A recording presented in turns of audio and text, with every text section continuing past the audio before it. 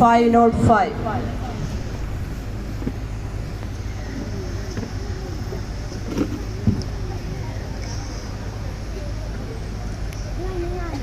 നമസ്കാരം കൂട്ടുകാരെ, ഇന്ന് നമുക്കൊരു കഥ കേട്ടാലോ? വിറകുവെട്ടുകാരായ അപ്പുണ്ണിയുടെയും ശംഖുവിന്റെയും കഥയാണ് ഞാനിവിടെ പറയാൻ പോകുന്നത്. ഒരു പാവം വിറകുവെട്ടുകാരനായിരുന്നു അപ്പുണ്ണി. കാട്ടിൽ പോയി വിറക് വെട്ടി ചന്തയിൽ വിൽക്കും. അതാണ് അപ്പുണ്ണിയുടെ ജോലി. വിറക് വെട്ടി ക്ഷീണിച്ച് അപ്പുണ്ണി ആഹാരം കഴിക്കാനിരിക്കുമ്പോൾ എന്നും കുറെ കുരങ്ങന്മാർ ഓടിയെത്തും. അപ്പുണ്ണി കഴിക്കുന്ന പഴമോ നിലക്കടലയോ ചോറ്റുരുളയോ എന്തെങ്കിലും അവർക്ക് കൊടുക്കുകയും ചെയ്യും. അങ്ങനെ അവർ തമ്മിൽ ഉറ്റ സുഹൃത്തുക്കളായി തീർന്നു. അങ്ങനെ ഇരിക്കെ ഒരു ദിവസം തീരെ സുഖമില്ലാതെയാണ് അപ്പുണ്ണി വിറക് വെട്ടാൻ പോയത്.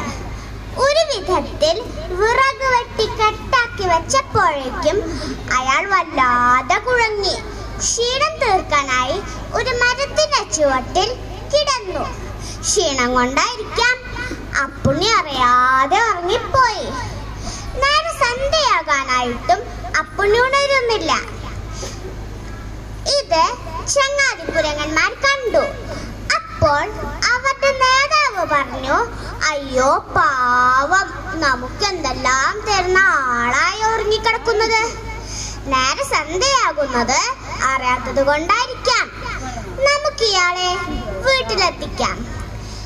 ശരി ശരി, മറ്റുള്ള ചങ്ങാതിക്കുരങ്ങന്മാരും അത് സമ്മതിച്ചു. 5-8 കുരങ്ങന്മാർ കൂടി അപ്പുണ്ണിയെ പൊക്കിയെടുത്തു.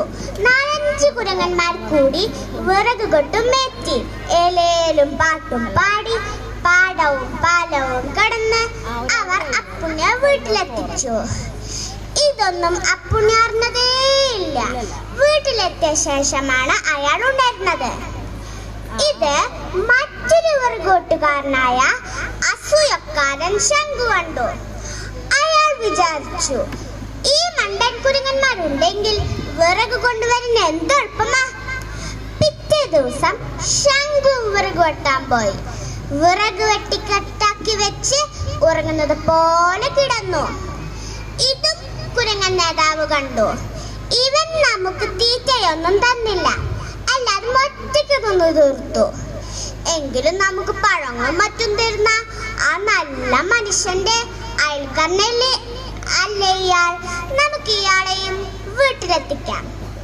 കുരങ്ങന്മാർ ശംഖുനെയും വിറക് കൊട്ടുമെടുത്ത് നടപ്പ് തുടങ്ങി.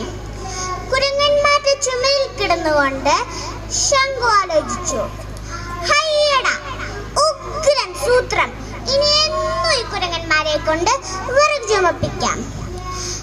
അപ്പോഴേക്കും കുരങ്ങന്മാർ നടന്ന് ഒരു പാലത്തിന്റെ അടുത്തെത്തി.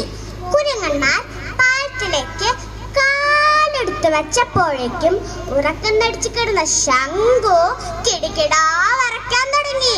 അയ്യോ സൂക്ഷിക്കണേ, ശംഖു വിളിച്ചു പറഞ്ഞു. മനുഷ്യ ശബ്ദം കേട്ട കുരങ്ങന്മാർ പേടിച്ച് ശംഖുനെയും വിറക് കൊട്ടും വെട്ട് അടുത്ത കണ്ട മരത്തിലേക്ക് ചാടിക്കയറി. പ്ലും പ്ലും, ശംഖും വിറക് കൊട്ടും വെള്ളത്തിൽ. പ്ലും പ്ലും ബ്ലും ബ്ലും ബ്ലും ബ്ലും. ശംഖു വെള്ളം കുടിച്ച് എങ്ങനെയോ ഒരു വിധത്തിൽ നീന്തി കരയ്ക്ക് കയറി. കൂട്ടുകാരെ, അതിമോഹം ആപത്താണെന്ന് നമുക്ക് ഈ കഥയിൽ നിന്നും പഠിക്കാം. നന്ദി.